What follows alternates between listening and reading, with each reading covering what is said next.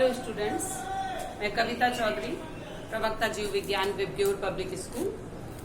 कल मैंने आपको अपने वीडियो में बताया था कि लाइफ साइकिल एंजियोस्पर्मिक प्लांट की किस तरह से स्टार्ट होती है। तो उसमें मैंने आपको बताया कि लाइफ साइकिल में दो तरह की अवस्थाएं होती हैं, स्पोरोफाइट एंड गैमेटोफाइट, बीजाणुद्भिद तथा युग्मोद्भिद अवस्था।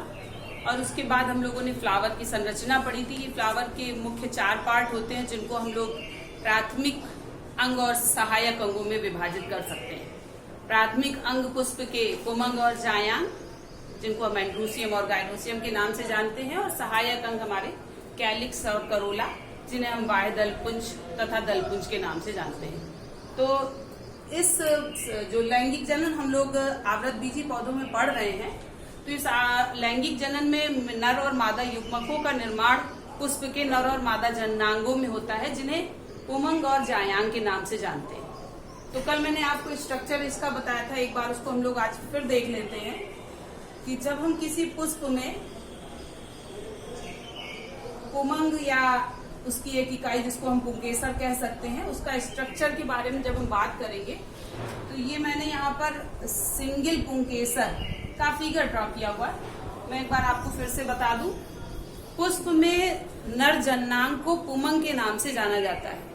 अगर पुष्प में पुमंग की संख्या 10 है तो उन सबको मिलाकर उस पूरे चक्र को हम पुमंग बोलेंगे और उसकी एक इकाई को पुंकेसर। तो मैंने यहाँ पर एक सिंगल पुंकेसर का फिगर ड्रॉ किया हुआ है।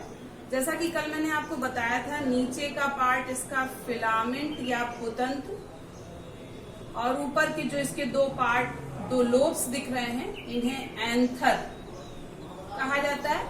और बीच का पार्ट जो एंथर और फिलामेंट को कनेक्ट कर रहा है, इसको हम लोग कनेक्टिव या योजी के नाम से जानते हैं। जो ऊपर हमारी एंथर या परागकोश दिख रहे हैं, इसमें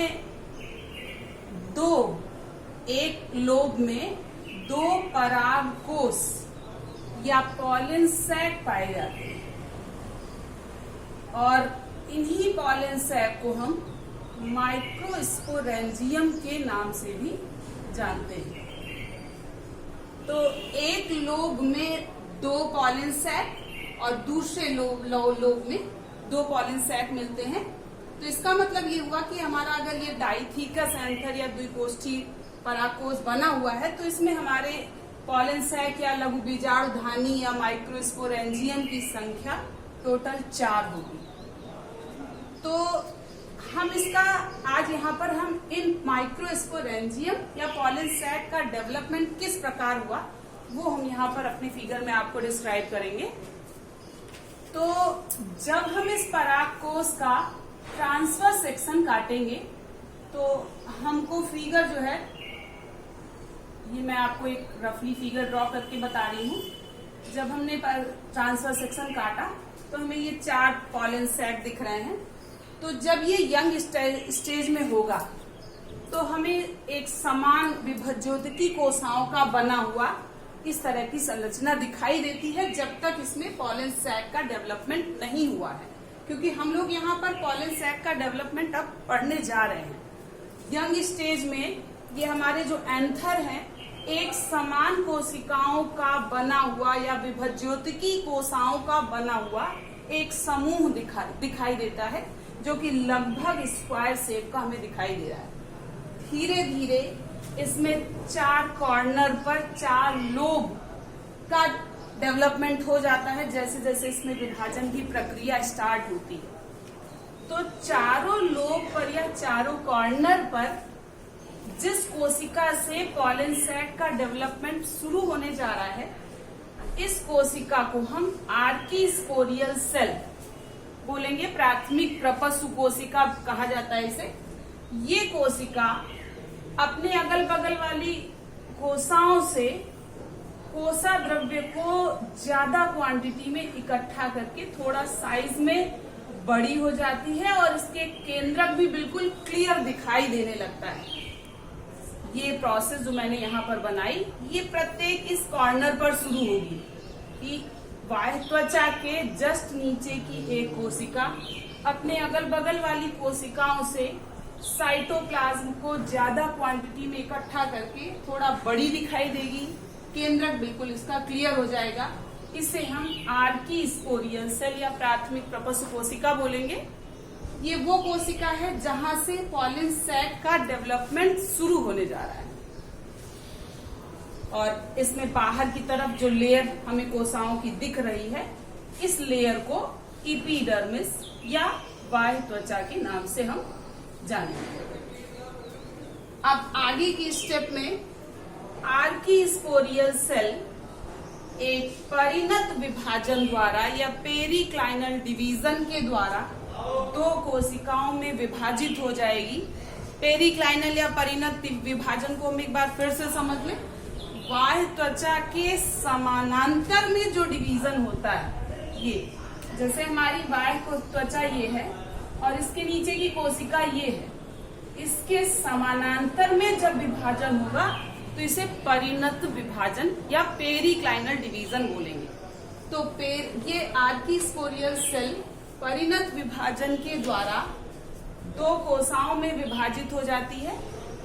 प्राइमरी पैराइटल सेल या प्राथमिक द्वितीय कोशिका, और नीचे की तरफ जो कोशिका होगी इसे प्राइमरी स्पोरोजिनस सेल, प्राथमिक बीजाणु जनन कोशिका कहा जाएगा। अब ये मैंने चारों कॉर्नर पर चारों आर्की स्पोरियल सेल में विभाजन करके इन सभी कोशिकाओं को दो में मैंने विभाजित कर दिया है। बाकी बीच की जो सेल्स हैं वो मैंने यहाँ पर ड्रॉ नहीं करी हैं।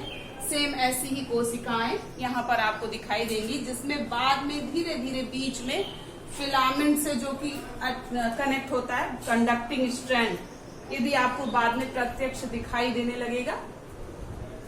अब इसके बाद का विभाजन कैसे हो रहा है उसे ध्यान दीजिए।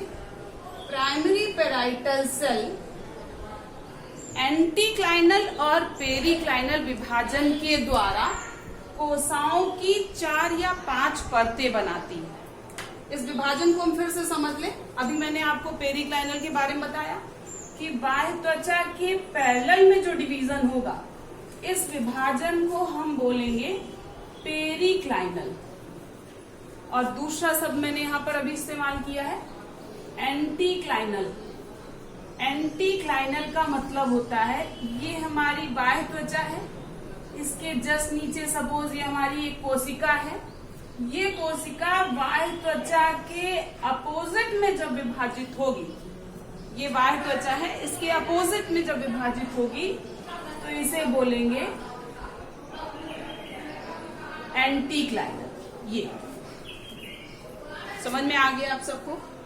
तो दो तरह के विभाजन इस प्राथमिक पैराइटल सेल में या प्राथमिक द्वितीय कोशिका में होंगे, पेरिक्लाइनल और एंटीक्लाइनल। ये लगातार परिणत विभाजन और एंटीक्लाइनल विभाजन के द्वारा कोशिकाओं की 4 या 5 परतें बनाएगी।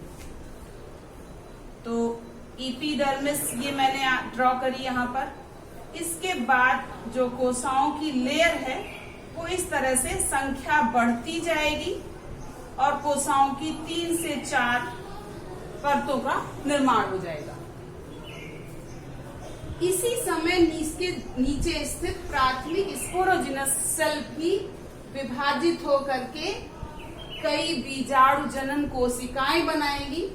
ये बीजाणु जनन कोशिकाएं बाद में माइक्रोस्पोर मदर सेल, लघु बीजाणु मात्र कोशिका विभाजित होकर के बनाएंगे। तो धीरे धीरे जैसे जैसे इन कोशिकाओं में विभाजन होता जा रहा है, चारों लोब में आप देख सकते हैं कि बिल्कुल ये क्लियर 4 लोब का निर्माण होता जा रहा है। धीरे धीरे नीचे लोब्स ये बीच में धीरे धीरे धंसता जाता है। तो 4 बिल्कुल क्लियर अलग अलग हमें पॉलन सैक या माइक्रोस्पोरेंजियम दिखाई दे रहे हैं। अब इस सिंगल माइक्रोस्पोरेंजियम या पॉलन सैक का डेवलपमेंट होने के बाद ये किस तरह से दिख रहा है वो हम यहाँ पर आपको फिर से एक बार बता देते हैं। सबसे बाहर की तरफ ये एपिडर्मिस लेयर है। जैसे जैसे आप देख सकते हैं साइज भी धीरे धीरे बड़ा हो रहा है, क्योंकि अंदर की सेल्स में लगातार विभाजन होता जा रहा है। तो इसलिए ये जरूरी है कि एपिडर्मिस में भी विभाजन होगा। एपिडर्मिस की सेल्स केवल एंटीक्लाइनली डिवाइड होंगी। एंटीक्लाइनली अभी हम आपको बता चुके हैं, बाह्य त्वचा के अपोजिट में विभाजन होगा। तो लगातार ये एपिडर्मिस का एरिया भी बढ़ता जाएगा। तो इसके जस्ट नीचे स्थित जो प्राइमरी स्पोरोजिनस सेल में विभाजन हुआ है, दो तरह का विभाजन इसमें हुआ है। प्राइमरी पैराइटल सेल में दो तरह का विभाजन हुआ है, पेरिक्लाइनल और एंटीक्लाइनल, जिससे कोशिकाओं की 4 या 5 परतें बन गई हैं। तो बाहर की तरफ ये एपिडर्मिस एज सच रहेगी, जो कि एंटीक्लाइनली डिवाइड होकर के अपना एरिया बढ़ाती जाएगी। इसके ठीक नीचे एंडोथीसियम की एक लेयर होगी और इसके जस्ट नीचे 2 से 3 या 4 परतें मिडिल लेयर की बनेगी। सबसे अंदर की तरफ जो लेयर होगी वो टैपिटम कहलाएगी और ये टैपिटम माइक्रोस्पोर मदर सेल या लघु बीजाणु मात्र कोशिकाओं के सीधे कांटेक्ट में होगी। एक बार फिर से आपको हम बता दें, प्राइमरी पैराइटल सेल एंटीक्लाइनली और पेरिक्लाइनली डिवाइड होकर के कोशिकाओं की 4 या 5 परतें बना रही है, जिसमें से आउटर मोस्ट लेयर इसका एंडोथीसियम, उसके बाद 4 से 5 लेयर मिडिल लेयर, उसके बाद जस्ट उसके नीचे टैपिटम, और जो ये हमारी नीचे वाली सेल दिख रही थी प्राइमरी स्पोरोजिनस सेल, ये भी इसी के साथ साथ विभाजित होकर के पहले स्पोरोजिनस सेल्स और फिर इन स्पोरोजिनस सेल्स में बाकी की सेल्स कुछ नष्ट हो जाएंगी और बाकी सेल्स मैच्योर होकर के माइक्रोस्पोर मदर सेल या लघु बीजाणु मात्र कोशिका का निर्माण करेंगे। तो ये हमारा मैच्योर पॉलन सैक या माइक्रोस्पोरेंजियम ऐसा दिखाई देगा, जो कि हमने यहाँ पर आपको एक डिस्क्राइब किया है। चारों कॉर्नर पर ऐसे ही 4 पॉलन सैक या माइक्रोस्पोरेंजियम का डेवलपमेंट हो जाएगा। अब ये हमारी जो माइक्रोस्पोर मदर सेल दिख रही हैं, एक एक माइक्रोस्पोर मदर सेल से अर्धसूत्री विभाजन के द्वारा कैसे माइक्रोस्पोर या परागकणों का निर्माण होगा, उसको हम अपने नेक्स्ट वीडियो में स्टडी करेंगे। Thank you.